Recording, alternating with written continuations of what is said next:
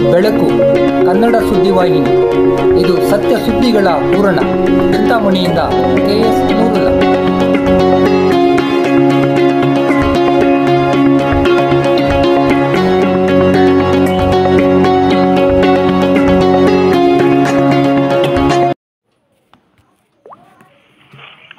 ತಿರುಪತಿ ತಿರುಮಲ ದೇಗುಲಕ್ಕೆ ತರಕಾರಿ ಸೇವೆ, ಚಿಂತಾಮಣಿಗೆ ತೃತೀಯ ಸ್ಥಾನ.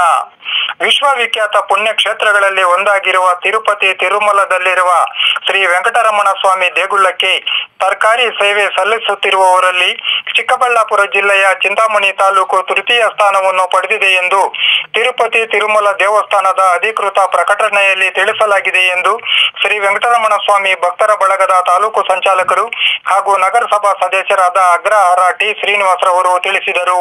ಚಿಂತಾಮಣಿ ನಗರದಿಂದ ತರಕಾರಿಯನ್ನು ಕೊಂಡೊಯ್ಯಲು ಬಂದಿದ್ದ ಟಿಟಿಡಿ ವಾಹನಕ್ಕೆ ಪೂಜೆ ಸಲ್ಲಿಸಿ ಮಾತನಾಡಿದ ಅವರು, ತಮಿಳುನಾಡಿನ ತಿರುಪ್ಪೂರ್ ಪ್ರಥಮ ಸ್ಥಾನವನ್ನು ಹಾಗೂ ಆಂಧ್ರ ಪ್ರದೇಶದ ವಿಜಯವಾಡ ದ್ವಿತೀಯ ಸ್ಥಾನ ಗಳಿಸಿವೆ ಎಂದು ಹೇಳಿದರು.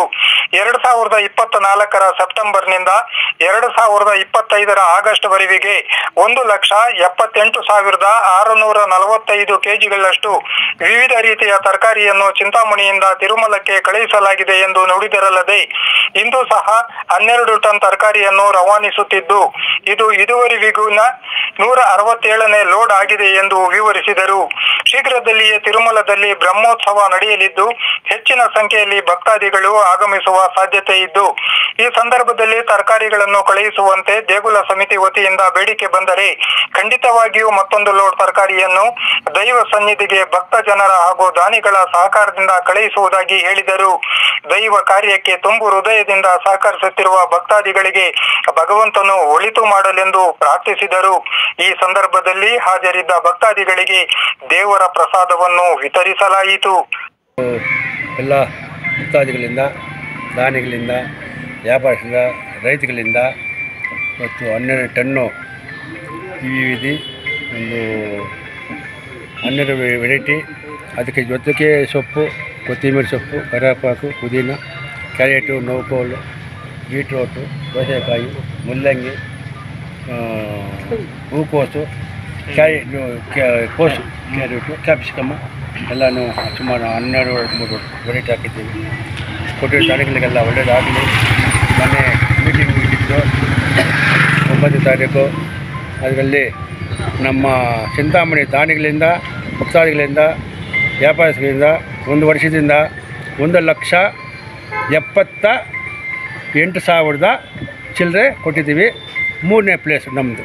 ಈ ಭಕ್ತಾದಿಗಳಿಂದ ಕೊಟ್ಟಿರೋ ತರಕಾರಿ 3ನೇ ಪ್ಲೇಸು. ಅಲ್ಲ, 1,74,000 ಚಿಲ್ಲರೆ ಅಂದರೆ ಕೆ ಜಿ ಲೆಕ್ಕದಲ್ಲ ಅಥವಾ ಕೆ ಜಿ ಲೆಕ್ಕ?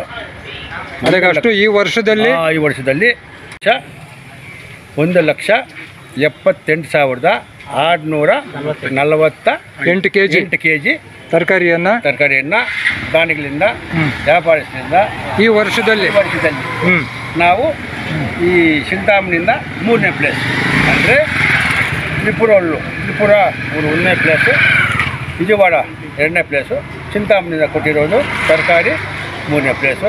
ಆ ಭಗವಂತ ಎಲ್ಲರೂ ಒಳ್ಳೇದು ಮಾಡಲಿ. ಹಂಗಾದ್ರೆ ಕರ್ನಾಟಕ ರಾಜ್ಯ ಮಟ್ಟಕ್ಕೆ ಹೇಳಬೇಕಾದ್ರೆ ಚಿಂತಾಮಣಿಯಲ್ಲೇನೆ ಅತಿ ಹೆಚ್ಚಿನ ತರಕಾರಿ ದೇವರ ಸನ್ನಿಧಿಗೆ ಹೋಗಿದೆ ಅಂತ ಹೇಳ್ಬೋದು.